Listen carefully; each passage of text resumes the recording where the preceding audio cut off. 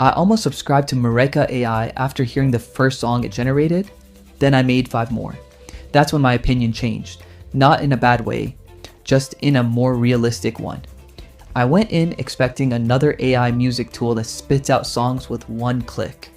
And yeah, technically it does, but that's not really the interesting part. The first track sounded surprisingly good. Good enough that I sent it to a friend without telling them it was AI. Their first question was, "Wait, you made this?" I laughed. Then I kept testing. Different genres, different prompts. Some songs came out way better than I expected. Others, I knew within the first 10 seconds I'd never use them. That inconsistency stood out pretty quickly. Then I tried something different. Instead of changing the genre, I kept the same idea and only rewrote the prompt. That made a bigger difference than switching styles. I wasn't expecting that. It taught me something. The quality of the prompt matters almost as much as the tool itself. One thing that surprised me was how easy it was to get something that felt like a solid first draft. Not a finished song, a starting point. That's an important difference.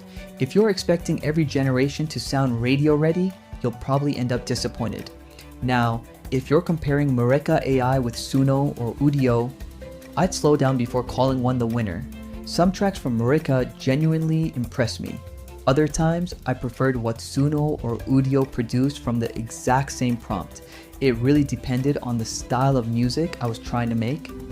As for paying, I'd only subscribe if you're creating music regularly.